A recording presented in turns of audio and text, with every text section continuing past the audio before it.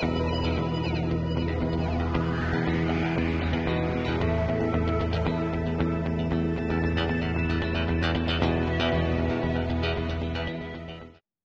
Wisdomers yang terkasih di dalam nama Tuhan Yesus Kristus.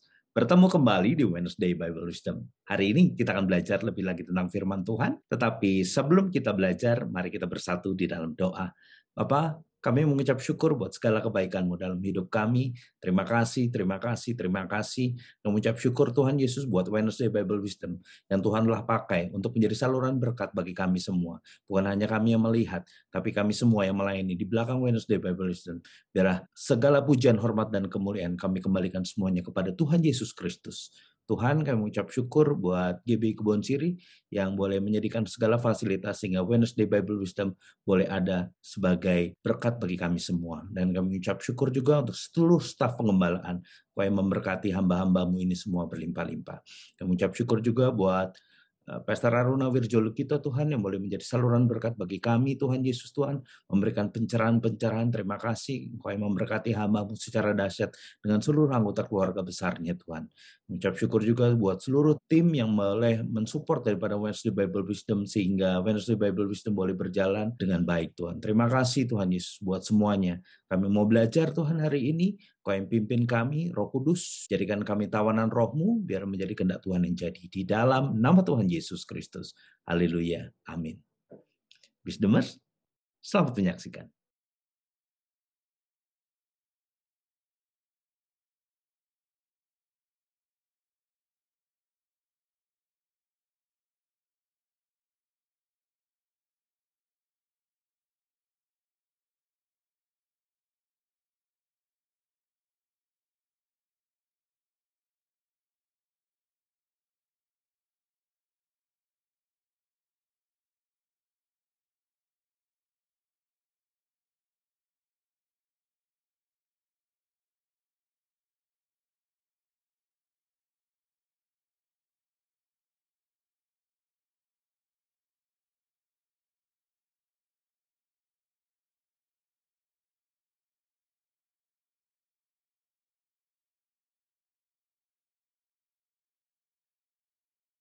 Shalom Wisdomers.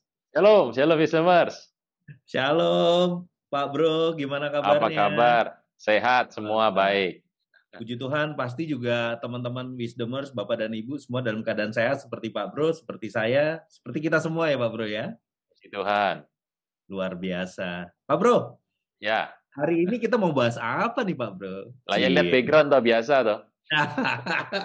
Seger. Kayaknya kalau ngelihat background itu wah, ada apa question mark besar. Kira-kira mau ngebahas apa ya? Karena ada clue-nya di belakang background ya Pak Bro ya. Iya. Kalau saya tebak ya Pak Bro sih gampang. Apa kerumitan hidup ditambah kesegaran hidup. Asik. Setengah-setengah kalau ya saya Pak ini Bro, mikir ya? Ini statue ini Pak Bro, saya lihat pertama itu waktu saya masih SD. Ini kan Rodin ini yang buat ini thinker, pemikir. Terkenal ini Pak. Jadi hari ini mikir nih, ya mikir terus nih ya. Topik kali ini mikir, banyak mikir ya. Banyak digging dan berpikir ya Pak Bro ya. Yang pasti ya. akan membuat kita terus alert dengan keadaan yang sekarang sehingga kita terus berada di track Tuhan Pak Bro ya. Pak Bro. Ya. Bahasan yang seri-seri sebelumnya itu kan kita ngebahas banyak tentang hubungan bapak dengan anak.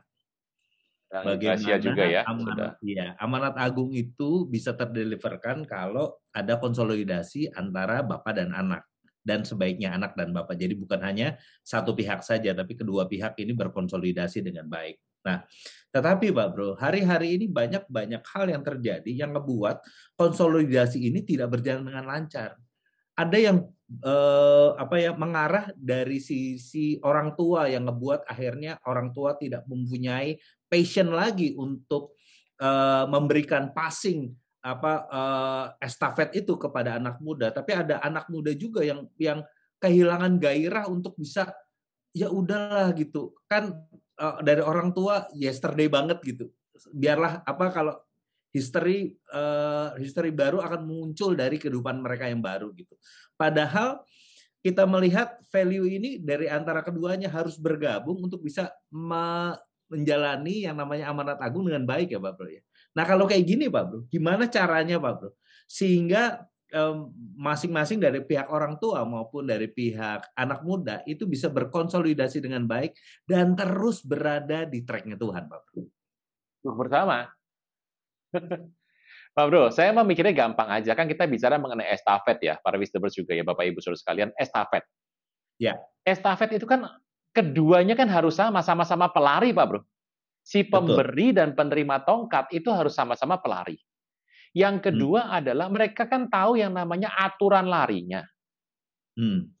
Satu, dia tahu lapangannya seperti apa bentuknya. Kedua, halang rintangnya bentuknya seperti apa, kendala apa yang ada di tengah-tengah lapangan nanti. Dan kedua, kecepatan berapa yang tepat untuk menyerahkan tongkat, tongkatnya bentuknya seperti apa.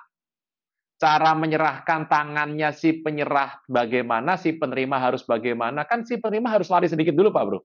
Iya, betul. Kemudian kita lihat kecepatan yang ada harus diperhatikan. Dan dua-duanya harus tahu bahwa tujuannya buat menang. Kompetitornya siapa? Nah, untuk bisa sama-sama satu, mereka tahu bahwa yang diserahkan itu apa. Jangan-jangan si orang tua juga nggak tahu, yang generasi tua nggak tahu mau menyerahkan apa ya. Ada yang satu mau menyerahkan gereja, yang anaknya merasa bahwa saya nggak mau terima gereja, saya mau terimanya pelayanan. Gitu. Ada yang mau menyerahkannya adalah jemaat. Ini jemaat saya ini mau saya serahkan, gitu ya. Si anak berkata bahwa kenal juga enggak sama jemaatnya. Jadi tongkatnya bentuknya apapun nggak jelas, Pak. Kalau saya tuh konsepnya begini, sesuatu harus dimulai dengan yang namanya perancangan.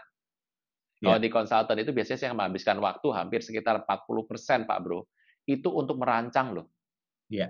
Kan ada orang terima order langsung jalan ya. Saya nggak tipe begitu, Pak Bro. Lebih baik lama di perancangan, tapi waktu eksekusi cepat sekali nanti. Jadi pertama adalah jenis tongkatnya seperti apa? Besar, kecil, panjang, pendek, dibuat dari bahan apa? Ini pernah nggak dikomunikasikan antara generasi tua sama generasi muda? Gitu. Jangan-jangan orang tuanya ini adalah seorang pedagang. Dia kemudian mau serahkan toko, anaknya nggak mau, cek toko sebelah ini, ya toh, cek toko sebelah Pak Bro. Kan kasusnya kan begini toh Pak Bro. Kedua, waktu lari, apakah si generasi yang tua dengan yang muda ini sama-sama pelari? Lah kalau yang tua pelari, yang muda bukan pelari, pemain badminton gimana? Mau diserahkan? Nah, lain tuh Pak Bro. Kedua, ini lagi bicara dalam tataran lapangan lab yang sama apa tidak? Lintasannya sama apa tidak? Pola pikir, ada yang berkata bahwa, oh, ini mah lintasan berputar, jadi bisa berulang nih. Kalau salah nggak apa-apa. Ada yang bilang, ini terima nih, kalau sampai kamu salah, langsung habis nih. Nah, itu pernah dijelaskan apa tidak? Dan teknik atau penyerahannya bagaimana? Kan kita ini kan budaya timur ya Pak Bro ya?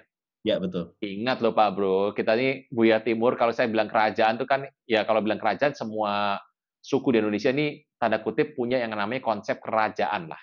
Tapi yang paling banyak kan adanya di tanah Jawa Pak Bro ya. Nah kita harus tahu yang namanya tanah Jawa Pak Bro. Pola pikir yang namanya tanah Jawa, raja-raja Pulau Jawa tidak pernah satupun yang menunjuk yang namanya ahli waris Pak Bro.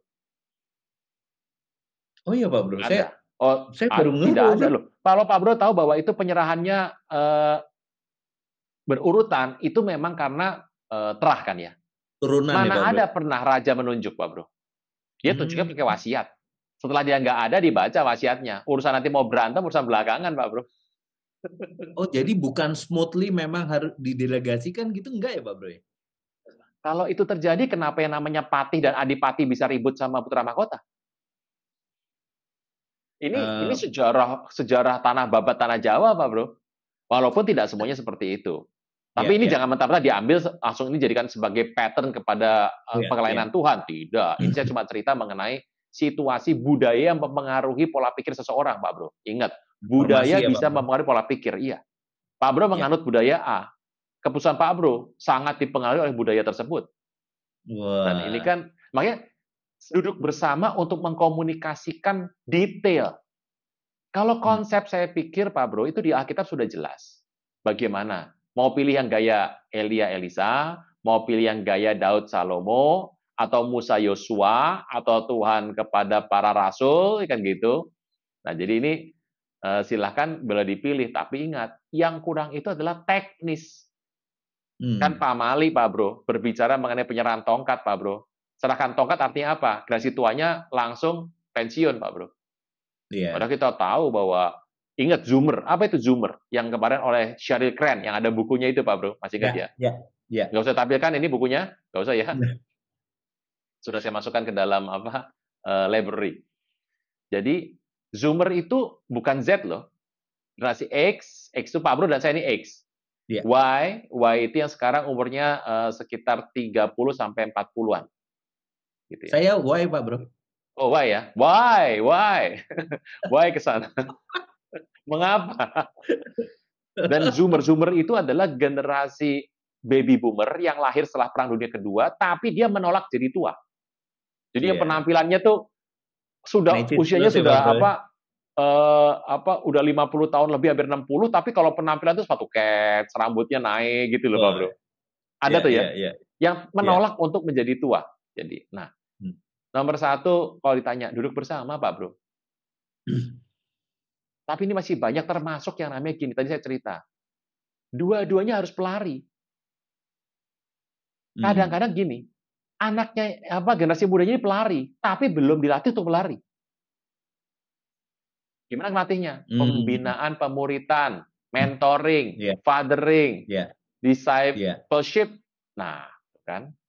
Jadi masih banyak PR, Pak Bro, sebetulnya kalau ditanya mengenai hal ini. Nah, jadi artinya orang tua dan anak-anak itu harus menjadi tim player yang baik ya, Pak Bro ya? Saya senang tuh sama termin tim player itu. Jadi ngerti, tim player itu ngerti apa yang dihadapi, ngerti teknik bermainnya, dan sama-sama mau mensukseskan. Kalau yang satu, yang atas mau mensukseskan, karena merasa bahwa ini jangan sampai kerja keras saya ini terganggu kan gitu. Yang bawah merasa bahwa belum saatnya.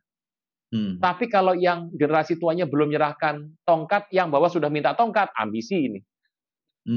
Ya tim player, Pak Bro. Itu bahasa jadi sebuah tim. Nah, bapak sama anak ini harus jadi sebuah tim. Makanya Pak Bro lihat, kenapa sih dalam setiap kali kuasa gelap digambarkan di Alkitab untuk membunuh semua bibit?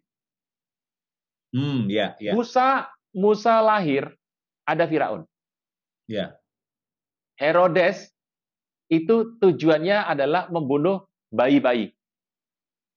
Gitu ya. Dia lupa bahwa bayinya sudah pergi ke Mesir itu. Ya, jadi kalau kita lihat masalahnya adalah itu, Pak Bro. Selalu ada gerakan kuasa gelap untuk membunuh bibit. Nah, artinya Pak Bro, kalau kita ngomong tadi tim player, artinya Pak Bro, yang paling baik adalah bapak dan anak tadi ya Pak Bro ya, tidak orang lain. Jadi mereka satu frekuensi tadi ya Pak Bro ya. Oh jangan Pak Bro, nanti pembahasannya jadi menyempit Pak Bro. Kita mau lebih luas nih Pak Bro. Gitu. Pak Bro. Kan ada buku dikatakan kalau kita lihat yang kemarin, yang tayangan yang lalu Pak Bro, kita tuh nggak punya banyak ayah. Not so many fathers. Tapi kita ingat bahwa semua orang tuh bisa jadi father loh, walaupun dia bukan anak biologis, Pak Bro. Jadi hubungan bapak anak ini lebih kepada konsep kebapaan, fatherhood, dan sonship. Jadi mentor itu bisa dianggap sebagai bapak. Apakah fathering itu seorang ayah pasti harus buat fathering. Tapi untuk jadi seorang father, membapai itu nggak harus seorang yang punya anak biologis, Pak Bro. Makanya kenapa sih orang Kristen itu saya berdoa supaya kita semua ini punya konsep memahami soal mentoring, pemuritan, fathering, ini ngerti. Gitu. Cuma Pak Bro, ini mungkin akan perlu pemikiran. Ya, thinker nih. Pak Bro gini. Ini pelan-pelan ya, jangan sampai salah nih Pak Bro ya. Iya, Pak Bro. Para wisdomer juga. Ada masalah dengan sebuah yang namanya kelembagaan dan yang namanya adalah sebuah movement. Oke. Jika Tuhan tidak ingin membuat sebuah lembaga, jangan pernah membuat jadi sebuah lembaga, Pak Bro. Nanti kegerakan itu pasti berhenti. Coba, kita akan tarik sebentar ke belakang pada zaman Kisah Para Rasul. Menginjil itu adalah sebuah gaya hidup, Pak Bro. Movement. Jadi kita diminta untuk masing-masing itu pergi menginjil. Nah, waktu penginjilan itu berjalan, kemudian muncul tantangan di mana-mana, penolakan. Akibatnya juga bukan penolakan yang soft, Pak Bro. Ini keras di penolakannya. Jadi ada sedikit aniaya di sana. Maka ini menimbulkan sebuah teknik bagaimana kita berpikir untuk menghindari sedapat mungkin mengecilkan risikonya. Lalu dibuatlah konsep-konsep, cara planning, cara strategi bagaimana supaya ini menjadi lebih efektif. Nah, dibukalah kelas-kelas penginjilan. Begitu dibuka kelas, orang belajar bagaimana teknik untuk menginjil strategi yang paling baik. Begitu kelas ini berkembang dan menjadi bagus dan mulai namanya naik, tanda kutip mulai menyebar, mendunialah. Maka lama-lama kelas ini menjadi sebuah lembaga, Pak Bro. Nah, akibatnya orang yang ada di kelas itu kemudian lebih suka untuk menikmati lembaganya ketimbang penginjilannya. Misalnya Pak Bro ya? Iya. Jadi apabila sesuatu kegerakan itu adalah kegerakan yang organik, sebaiknya tidak cepat-cepat dilembagakan. Karena begitu dilembagakan, kelihatannya apinya akan meredup. Walaupun bukan berarti saya juga menolak yang namanya, oh gereja lembaga Pak, yes. Pak Bro, tunggu saja nih pembahasannya. Nggak di sinilah, di channel sebelah Pak Bro. Tuhan berkata kepada Kefas, di atas batu karang ini, apa mendirikan umatku, jemaatku. Itu kata-kata itu, saya sedang menggali Pak Bro, dan kagetnya luar biasa loh Pak Bro. Kan Pak Bro tahu saya selalu kalau mengulik atau digging menggali itu, perspektifnya adalah perspektif dari bahasa asli dan tanah perjanjian, Pak Bro. Iya. Ternyata maksudnya nggak begitu loh, Pak Bro. Oke, karena memang Jadi, di banyak Kefasnya atau Tuhan Yesus ya nih? Nanti Pak Bro ya. Iya. Gimana tadi Pak Bro? Gimana tadi? Enggak, jadi memang saya banyak, kebetulan itu menjadi salah satu pegangan saya, Pak Bro. Dan saya lihat kalau saya browsing itu banyak sekali pertanyaan tentang ayat ini gitu. Dari sudut pandang yang berbeda-beda. Nah, ini saya nungguin Pak Bro nih. Saya kebetulan dapat konsep bahasa aslinya Pak Bro. Dengan kultur budaya pada hari itu. Asik. Kan digging itu kan harus pakai kultur hari itu dan konsep hari itu. Saya juga kaget. Karena selama ini mungkin yang saya khotbahkan juga bukan seperti itu, Pak Bro. Jangan-jangan ini Eusebius lagi, Pak Bro? Tidak, tapi ada sebutannya. Pak Bro, lagi diproduksi. Jadi nanti ditunggunya bukan di sini, di channel sebelah. Lagi sebelah ya, Pak Bro ya. Channel sebelah. Tapi nggak apa-apa. Pak Bro, ini kita bicara bahwa sesuatu yang tidak usah perlu dilembagakan. Apabila manusia bikin lembaga, contoh, Tuhan lagi berkati Pak Bro berlimpah-limpah. Ya.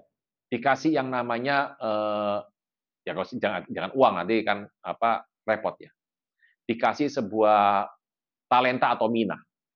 Kasih 2, Pak Bro kerjakan. Kasih lagi tambah 5, tambah 10. Wah, berkatnya dari 50 menjadi 90, menjadi 100 terus. Begitu Pak Bro bikin sebuah lembaga, institusi Pak Bro. Kan itu seperti sebuah bejana toh. Begitu bejana itu isinya cuma bisa nampung 10 Pak Bro. Maka Pak Bro akan dapat 10 itu. Yang 90 Pak Bro tersebar di mana-mana. Karena kalau Pak Bro nggak bikin bejana itu, seperti air yang ngalir Pak Bro, yang tercurah. Pak Bro ini haus sekali. Air tercurah Pak Bro. Pak Bro buka mulut itu bisa mandi Pak Bro. Seger, nih air tidak pernah bisa berhenti. Seger sekali. Kapanpun Pak Bro butuh mandi, butuh kesegaran, butuh healing, keren banget bahasanya. Datang ke sana langsung Pak Bro bisa nikmati air yang enak itu di tengah padang gurun. Pak Bro merasa bahwa saya mau nih. Pak Bro bikin bejana kecil, ya toh, ditaruh di situ. Nampung kan Pak Bro, nampung kan? Ya, ya. Terus Pak Bro bawa pergi, Pak Bro menikmati yang satu tampungan itu sambil berjalan. Nanti lama-lama Pak Bro tidak akan kembali ke mata sumber air ini lagi. Ya hanya bergantung kepada bejana itu saja. Bejana itu aja. Ya. Kalau sudah mulai kurang, rebutan Pak Bro. Apa sih konsep kata rebutan? Berarti orang itu merasa bahwa jumlahnya terbatas dong. Ya. Loh kalau Pak Bro, sinar matahari ngapain rebutan? Bener nggak Pak Bro? Betul. Tanah itu rebutan. Ini kalau hukum ekonomi. Kenapa? Karena scarcity, kelangkaan. Sesuatu yang langka pasti rebutan Pak Bro. Nah, repotnya adalah kalau orang itu punya mindset kelangkaan.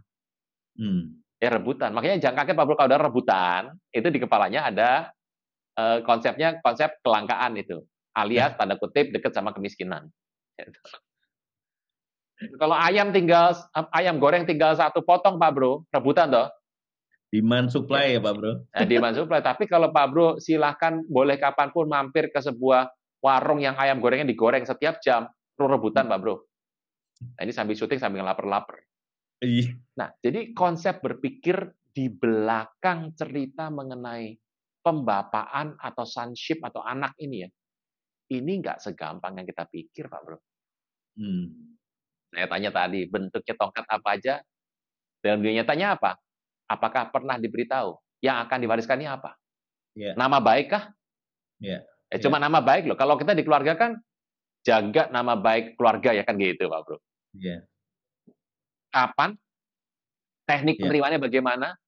Mana ada Pak Bro lari, saya penerima tongkat, Pak Bro berhenti, serahkan, saya terima, terus saya baru lari. Pasti terjengkang gitu. Kan saya harus lari sedikit kan Pak Bro? Itu nggak pernah dibahas Pak Bro. Jadi, ya apalagi iblis kan kerjanya lembur Pak Bro ya. Buat membunuh bibit. Nomor satu, kalau bunuh anak, kayak Musa dan Tuhan Yesus ya waktu itu, mungkin ada kemungkinan bisa dihasilkan anak lagi dari penginjilan, benar nggak Pak Bro? Betul. Penginjilan itu menghasilkan orang percaya kan, anak yang lahir. Sekarang dihantam bukan anaknya, bapaknya dihantam semua Pak Bro. Jadi kalau ngelihat kayak gini Pak Bro, challenge-nya bukan hanya dari luar saja, tapi dari internal ya Pak Bro ya. Internal tadi tim player yang baik tadi ya Pak Bro, baik anak maupun bapak. Lalu di luar dari itu juga, di luar iblis membuat sesuatu yang membuat akhirnya tekanan-tekanan yang membuat akhirnya terhambat ini semua. Kompleks sekali ya Pak Bro ya. Betul, kompleks. Dan kita lihat loh Pak Bro, bahwa masalah utama kan sekarang adalah yang menjadi ribet adalah dari sisi kenapa sih ada yang namanya gerakan-gerakan pria yang berhikmat, pria yang maximize manhood, pria sejati gitu ya. Kenapa sih ada gerakan itu? Kenapa? Dan itu lebih cepat daripada wanita yang bijak, wanita yang penolong, wanita yang tentram. Kenapa? Karena memang kebutuhan soal itu lebih banyak Pak Bro. Jadi yang dulu masalah itu dimulai dari Hawa, kalau sekarang tidak. Yang konsep Adam yang jadi masalah. Nah ini muncul Pak Bro, ya pembapaan ini. Jadi jangan kaget Pak Bro kalau ending-ending pada dekade terakhir ini muncul yang namanya konsep-konsep pria bagaimana membapai segala macam. Ini muncul. Masih rumit sekali Pak Bro, ini masih rumit. Nah Pak Bro, kalau kita katakanlah PR internal sudah beres Pak Bro, konsolidasi tim player yang baik. Tapi kan mereka harus menembus hutan dunia yang ada ya Pak Bro, dengan sudut pandang pemikiran-pemikiran yang baru, yang akhirnya menelurkan satu pemahaman yang bergeser dari pemahaman Alkitab. Nah itu gimana caranya Pak? Gini Pak Bro, ini kan kita lagi ngomong dalam tataran sebuah konsep ya, wacana yang saya tahu juga, which is nanti para pemirsa mungkin ada yang bilang di dalam hati. Ya kalau gini saya juga tahu gitu ya. Ya saya akan nyoroti yang teknis dulu Pak Bro. Ya. Nomor satu itu adalah komunikasi. Ini kan jadi dasar. Ini mau yang namanya duduk bersama lah, mau yang namanya adalah konsolidasi kan, konsepnya adalah komunikasi kan Pak Bro. Ya. Komunikasi berarti adalah bertukar apa? Bertukar diksi, bahasa, dan budaya. Ya. Nah, di sini kalau saya lebih suka menyoroti langsung teknis. Artinya daripada kita mulai berandai-andai, banyak hal segala macam, kita to the point, teknis aja dulu langsung. Ya. Apa sih cerita. Nomor satu, bangun komunikasi. Nggak usah bangun konsolidasi, kesamaan pendapat. Bangun komunikasi. Ada komunikasi tidak antara generasi yang tua dengan generasi yang lebih muda. Itu pegang dulu. Ya. Tuh. Nah, bagaimana pendekatan supaya yang tua dan muda ini bisa langsung nyambung? Bro bisa nyambung sama saya kalau kita punya satu keinginan kesamaan hobi. Ya dong. Saya nggak suka yang namanya motor otomotif. Saya nggak suka, Pak Bro. Tapi bukan berarti saya nggak belajar ya. Saya tahu Pak Bro suka otomotif. Bagaimana saya bisa berkata sama Pak Bro? Saya akan bicara otomotif. Saya sering ajar sama anak dan teman-teman atau yang lebih muda dari saya. Mereka selalu bilang gini, susah sekali ya kalau ngobrol sama orang tuh yang kita nggak kenal atau kita nggak deket ya. Apalagi kalau usianya beda. Ya, saya bilang, mau ngobrol sama siapa kamu? Ya kalau ngobrol sama yang kayak saya kan tipenya Pak Bro, kalau Pak Bro ngomong A ya saya ngalir ke A. Yeah. Kalau ke B ya ke B. Makanya kenapa sih saya mau belajar banyak supaya saya tuh bisa ngobrol, tidak ada barrier, penghalang antara kita ngobrol. Iya. Gitu. Ya saya bilang, lah ngobrolnya sama siapa? Lah sama yang oma, udah tua, kan om, lagi saya om atau papi kan bisa lah. Kalau saya nggak harus ngomong apa. Saya bilang, ngomong sama yang namanya oma tuh gampang. Sama yang kelasnya opa, oma tuh gampang. Tanya cucu. Pasti dijawab. Pasti Pak Bro, pasti dijawab itu. Soal dokter, tanya soal pandemi dan kesehatan. Jadi bertanya untuk kompetensi orang tersebut. Pak Bro masih ingat nggak di kelas meet and greet dan kelas SCG, kelas SAC, kadang-kadang saya kasih sebuah tips kepada member.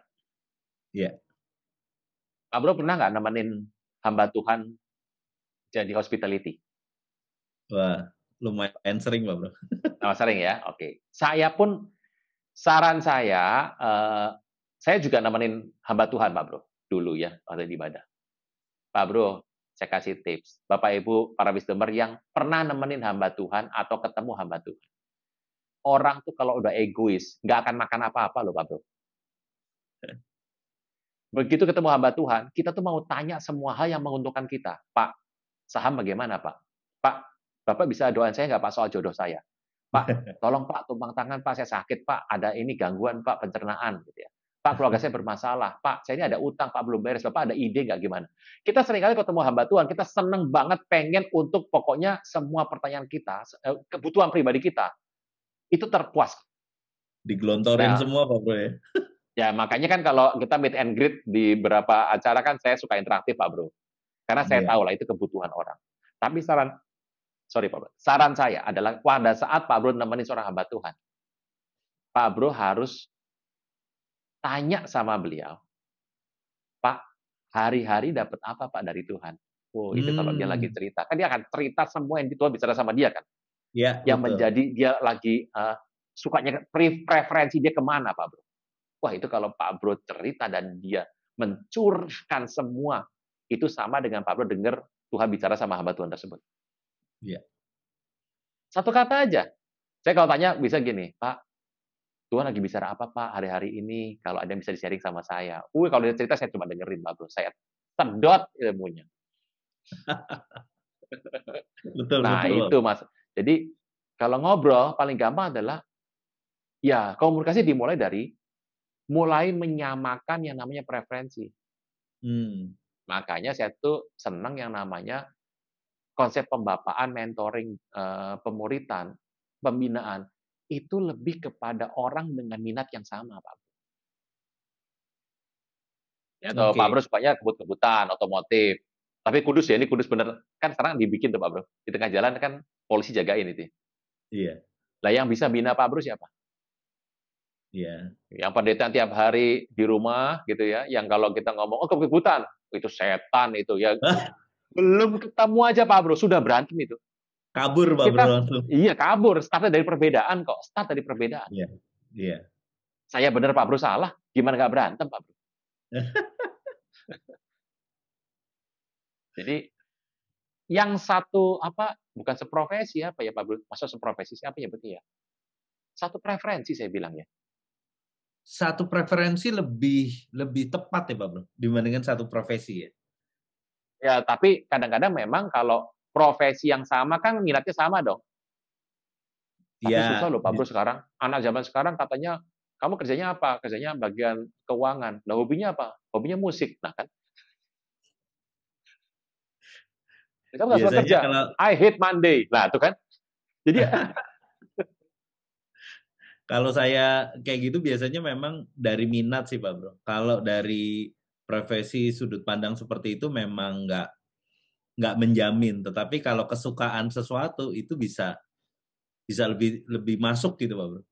ya, walaupun sebenarnya profesi juga bisa menjadi sebuah gambaran kasar bahwa itu adalah minat seseorang kan Pak Bro ya.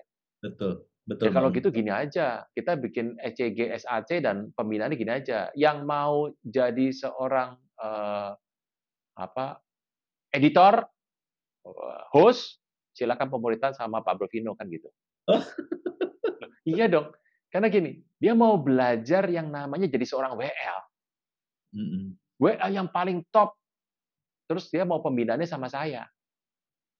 Bukan nggak bisa Pak Bro, tapi saya tidak meluangkan banyak waktu untuk mempelajari apa eh, tanda kutip pelayanan WL gitu loh. Hmm. Iya, iya, iya. Makanya kadang-kadang kita mikir gini, ya kalau saya sekarang sedang misalnya menggali firman, kan itu ada seninya Pak Bro ya. Ya, Semua ada betul. seninya. Bisnis juga pakai seni loh Pak Bro. Ini Iya, nge-host juga betul. ada seninya nih, gitu. Kapan harus berhenti, mau makan dulu, nge-break, gitu. Kapan berhenti. Ya itu kalau memang profesinya sama, kesukaannya sama, ya pembinaan lebih jalan. Jadi nggak cuma melulu firman Tuhan. Kehidupan bisa dibahas. Ini teknik bisnis. Hmm. Di sama-sama startup. Ini caranya begini. Saya sudah ngelampaui ini, saya sudah pernah begini, saya jatuh bangun di sini. Dan tantangannya tuh ini. Nah, yang dibina tuh merasa lebih lively, Pak Bro. Lively apa ya? Jadi nggak cuma teori. Lebih hidup. Lebih hidup. Lah kalau memang dia seorang yang keluar dari STT, kemudian dia mau menjadi seorang hamba Tuhan sepenuh waktu, mau dia pengen dibina untuk bagaimana dia bisa melayani jemaat dan tanda kutip memberi makan khotbah dalam arti khotbah gitu ya. Ya Ya. oke untuk pembinaan kepada hamba Tuhan lain. Nah, bagaimana mungkin seorang hamba Tuhan yang sepenuh waktu, tapi nggak untuk kemungkinan ya Pak Bro ya, Hmm. membina seorang pengusaha yang tiap hari adanya di laut lepas yang hiunya banyak. Oh, itu kan kalau bisnis itu kan caplok-caplokan, Pak Bro. Iya, betul. Ya, nilai virtue dari nilai-nilai dari kekristenan pasti bisa diajarkan.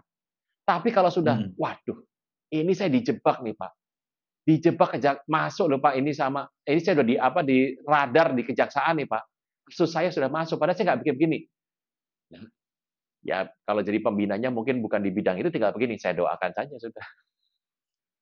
Nah, kadang-kadang di masa dunia yang begitu bergolak, itu tidak memuaskan banyak pihak.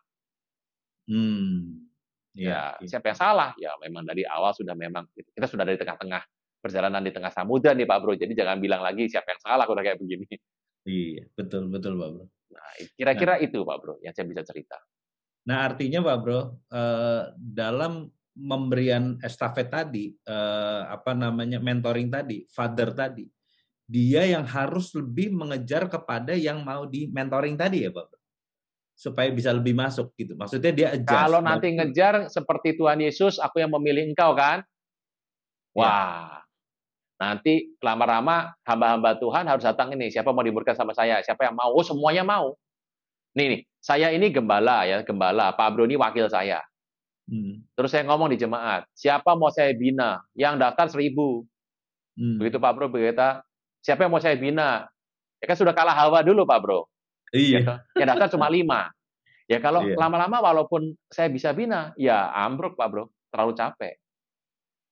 Saran Hmm. saya Pak Bro bukan kalau misalnya saya seorang pemimpin punya 20 member. Terus saya bilang gini kepada 2 member, kamu jadi anak binaan saya ya. Yang 18 apa enggak nanti jadi seperti murid Yesus tuh, rebutan tuh, ribut semua. Siapa Lebih yang mau di kepada kanannya? saran saya membuka diri aja Pak Bro. Oke. Makanya orang sering tanya, kenapa saya memilih sebuah jalan hidup tertentu? Intinya satu, untuk tidak membuat barrier. Tidak membuat barrier. Ya. Jadi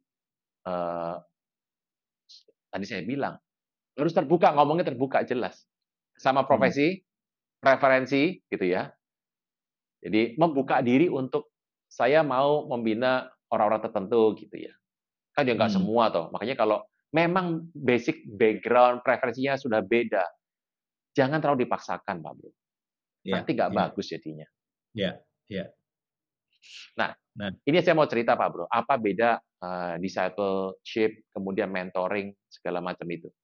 Wah, menarik nih Pak Bro. Pak Bro, boleh diberikan gambaran jelasnya Pak Bro? Apa itu pastoring, mentoring, fathering Pak Bro? Karena kan sebenarnya beda-beda tipis gitu loh Pak Bro. Ada discipling. Nah, ini 4. Loh, kalau Pak Bro, kalau yang namanya adalah pastoring, itu kan adalah gembala dan jemaat. Ya.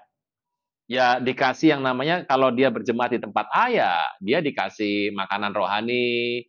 Kalau ada kunjungan, ada masalah kematian, ya dilayani, begitu ya. Pernikahannya dilayani, penyerahan anak dilayani. Jadi ini sebagai hubungannya antara seorang pastor dengan jemaat, gitu. Itu pastoring. Dan jangan meminta bahwa, wow saya mau diperhatikan khusus. Jangan lupa jemaatnya 10.000. Gitu. Ya kalau ada kebutuhan Anda harus aktif. Kalau nggak aktif gimana mau tahu 10.000 Pak Bro. Kalau cuma 100 masih bisa ke-handle. 12 tuh ke-handle Pak Bro. Nah, tapi ada yang levelnya adalah mentoring. Mentoring ini kan adalah pembimbing dan menti dan mentor. Iya. Jadi menti dan mentor ini selama prosesnya berjalan, jadi saya bisa mendapatkan sebuah role model dari seseorang. Misalnya kita mau belajar mengenai sebuah keluarga gitu ya Pak Bro ya. Iya. Ya ada orang yang kita bisa pelajari dari kehidupannya. Nah ini juga nggak tertutup bahwa sebetulnya si yang mentinya ini nggak kenal, si mentornya nggak kenal. Jadi Pak Bro ngikutin satu pengajaran dari seorang tokoh gitu ya, dari buku-bukunya, dari bagaimana dia talk show, bagaimana dia seminar, semua yang menjadi pemikiran dia Pak Bro dapatkan dan diikuti benar. Teknik-teknik yang dia sampaikan Pak Bro ikuti. Ini akan gampang dimengerti kalau Pak Bro belajar falsafah yang namanya Bharatayuda. Mahabharata. Ini saya nggak tahu Pak Bro senang apa enggak nih, biar kita nggak terlalu tensi tinggi, jadi cair kan ada pemirsa yang suka dengan ini. Satu senang, ketika tapi nggak terlalu dalam Pak Bro. Nggak dalam ya? Nggak. Ngerti dong Pandawa yang tengah siapa? Penentu kemenangan? Arjuna ya. Bukan saya Pak Bro ya. Arjuna. Arjuna ini itu punya seorang guru terkenal yang namanya Resi Dorna. Resi Dorna. Cerita Mahabharata ini ya, cerita ini. Dan ingat, Dorna cuma mengatakan dengan jelas bahwa dia hanya akan mengajar. Murid dia tuh jelas. Hanya dua pihak, Pandawa sama Kurawa. Dia tidak pernah mau mengajar orang di luar itu. Itu sumpah loh, jangan sumpah. Tapi ada seorang, Pak Bro tahu siapa lawan besar daripada Arjuna? Bukan Adipati Karna, bukan. Yang nanti itu ada patung kuda yang ada di Tamrin itu, Bundaran HI itu. Bukan Bundaran HI, Pak. Bundaran patung kuda. Iya, patung yang kuda. Arah mau ke arah kota itu. Ya, Monas itu. Loh, itu kan sejarahnya itu, Pak Bro. Orang Jakarta harus tahu itu sejarahnya. Itu kan adalah patung peperangan antara Arjuna dengan Kresna, size-nya, melawan Adipati Karna dengan Prabu Salya. Ini WBW ganti jadi kisah wayang ini. Nggak apa-apa ya Pak Bro ya. Semua kita ini Pak Bro. Semua. Jadi ingat, pemirsa itu dari berbagai macam background. Jadi Anda jangan mengatakan harus yang begini terus, nggak bisa Pak Bro ya. Nah, musuh besar Arjuna itu tercatat cuma ada 2. Satu Adipati Karna. Yang itu adalah kakak tirinya sendiri sebetulnya ya. Tetapi yang kedua adalah Bambang Ekalaya. Ya namanya Ekalaya, kasih nama Bambang di depan kan ini supaya agak kejawa-jawaan sedikit. Ekalaya namanya.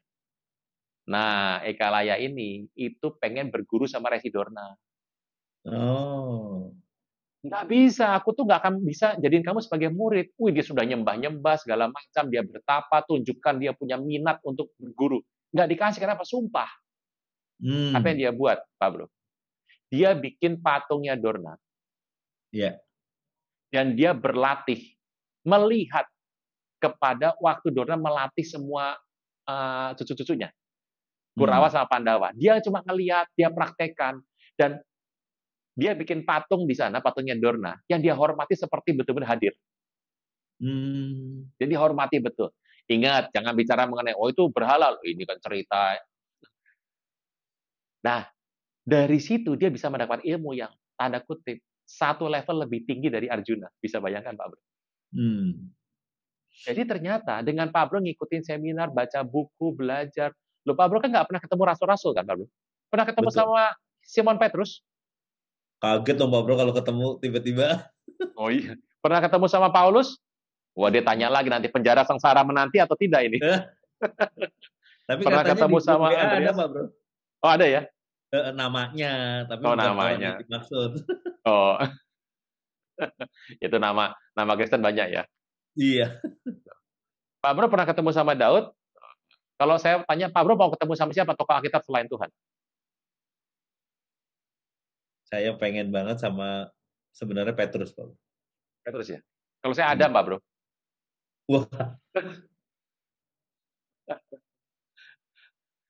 Ya, loh iyalah, saya pengen tahu cerita yang Taman di Eden kok. Ya nanti ketemu, nanti ketemu Pak Bro nanti. Tapi yang harus ke asal Hebron Pak Bro. Ke harus ke Hebron. Hebron ya. Oh enggak, Iya. kan kita nanti mau ini apa naik ketemu Tuhan. Nah, Jadi kapan ketemu. kita tur ke Israel Pak Bro? Wah, ya kumpulkan dulu anggota WBW, kita akan tur. Ini sudah pada ribut, pada nanyain, sudah buka kan. Iya. Mau live atau metaverse? Wah, live dong Pak Bro. Live ya, lanjut. Jadi mentoring itu bisa dilakukan, tanda kutip, Pak, saya tuh ngeliatin seorang hamba Tuhan ini, saya belajar Pak, betul-betul Pak, dari hidup, dari buku-buku dia, tulisan Hmm. dia, seminar dia, saya belajar dan detail sekali. Dan saya bisa ngambil manfaat besar. Itu mentoring Pak Bro. Iya. Jadi levelnya adalah pembimbing dan yang dibimbing, mentor dan mentee. Tapi level lebih tinggi lagi namanya apa? Discipling. Ini guru dan murid. Jadi ada guru, ada murid, gitu. Iya. Nah, berarti kalau udah guru dan murid, ada aturan loh Pak Bro. Nah, Hmm. kalau mentoring Pak Bro, baca buku, beli semua bukunya, seminar dengerin, capek tidur.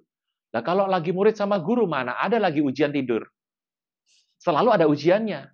Iya. Ada sanksi, ada apa arahannya jelas dan terstruktur, mulai terstruktur.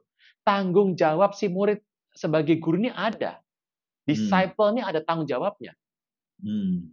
Jadi Pak Bro misalnya suka sama seorang hamba Tuhan A, jadi dia role model, itu levelnya lebih ke, dia bukan gembala Pak Bro, berarti levelnya sebenarnya bukan pastor kan, levelnya Iya. mentor Pak Bro. Iya. Tapi kalau lebih tinggi lagi, namanya guru Pak Bro, suhu, suhu. Tapi kalau sudah sampai levelnya adalah fathering, ini bapak sama anak. Anak itu Pak Bro, kalau dia sudah mentok bisnis, bapaknya keluar duit loh. Iya. Ya toh. Jadi hubungannya bapak sama anak. Nah, hubungan ini hubungan yang tidak bisa semua orang dapat. Hmm. Gitu ya. Karena nggak Iya. semua orang bisa tanda kutip mengerti bagaimana membapai. Itu ada karunianya. Iya, Anak, betul. loh, anak kan maunya semuanya menguntungkan dia, Pak Bro. Jadi ada komitmen dari si bapak sama si anak.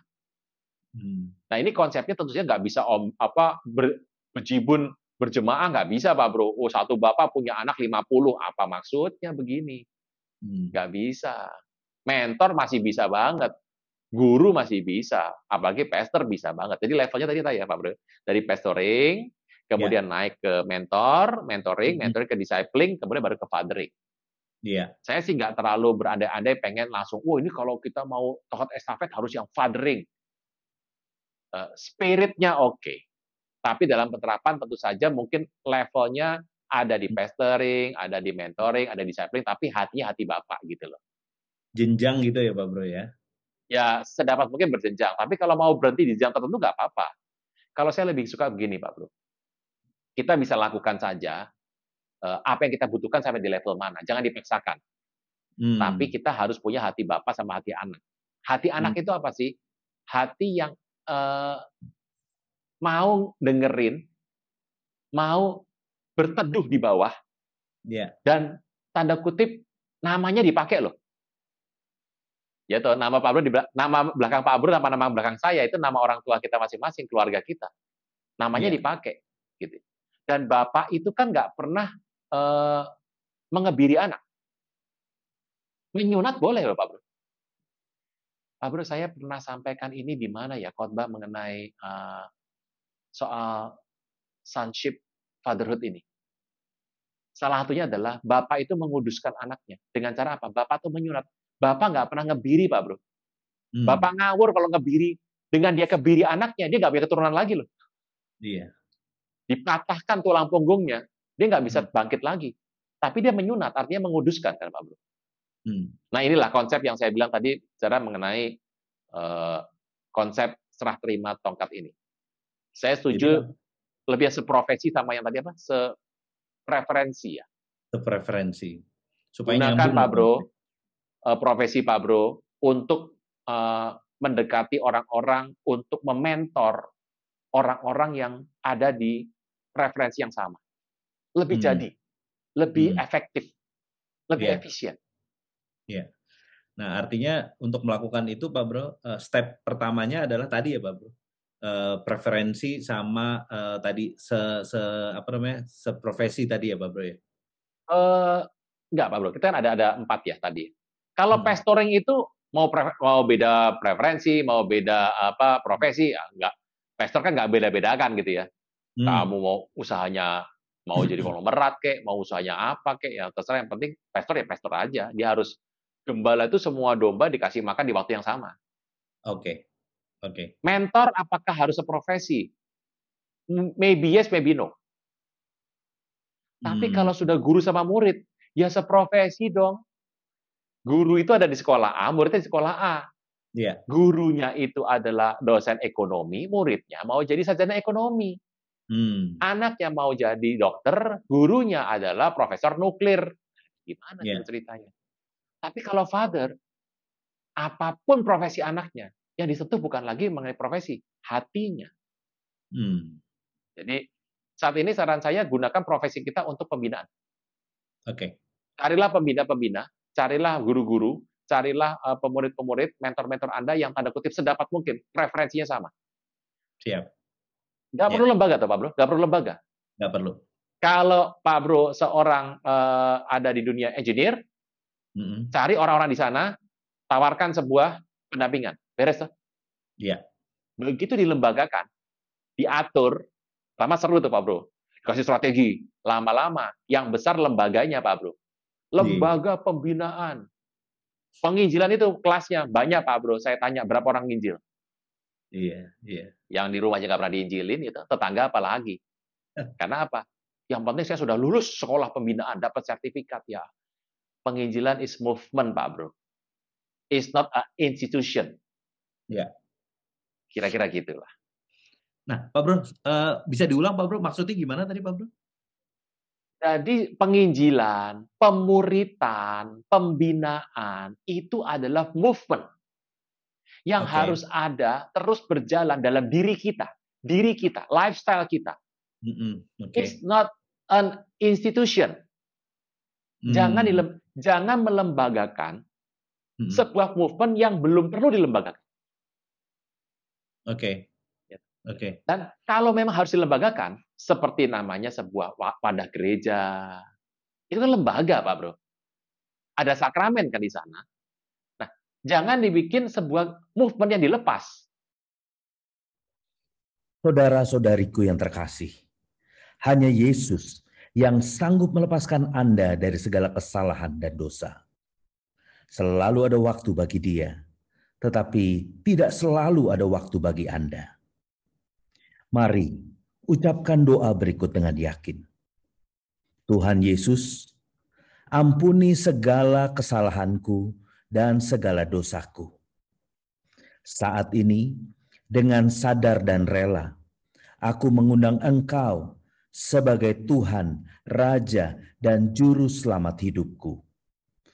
Terima kasih Tuhan Yesus untuk namaku telah dicatat di dalam kitab kehidupan. Amin. Terima kasih Anda telah mengikuti Wednesday Bible Wisdom pada hari ini. Sehubungan dengan cuti bersama Hari Raya Idul Fitri, Full Menyembah diliburkan dari tanggal 2 sampai 7 Mei 2022 dan akan aktif kembali tanggal 9 Mei 2022. Ibadah Minggu tetap dapat Anda ikuti secara online melalui YouTube channel GBI Kebon Sirih. Untuk ibadah online minggu depan, pada hari Minggu tanggal 8 Mei 2022, ibadah akan dimulai pukul 6 pagi. Pesan firman Tuhan akan disampaikan oleh Pastor Jarod Wijanarko. Ibadah dapat dilihat setiap saat setelah waktu penayangan. Kami kembali mengajak Anda mengikuti GBI Kebon Sirih Wednesday Bible Wisdom melalui YouTube channel GBI Kebon Sirih pada hari Rabu tanggal 11 Mei 2022 pukul 6 pagi. Bersama Aruna Wiryolukito dan host Vino Pramudito. Acara ini dapat dilihat setiap saat setelah waktu penayangan. Persembahan umum, syukur, dan persepuluhan dapat Anda berikan melalui QR Code berikut ini.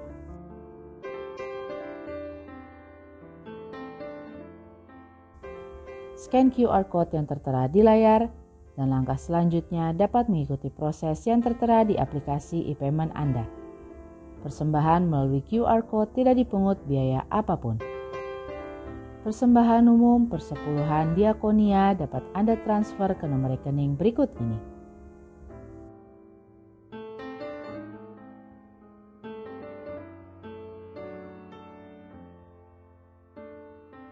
Untuk pelayanan baptisan dapat mendaftarkan diri di nomor berikut ini.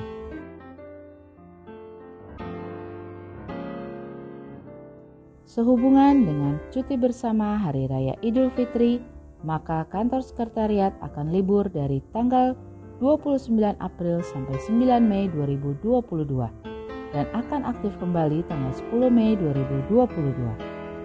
Bagi Bapak, Ibu, Saudara, dan Saudari jemaat yang ingin membutuhkan pelayanan jemaat, dapat menghubungi ke call center berikut ini. Demikianlah News Flash hari ini. Tuhan Yesus memberkati.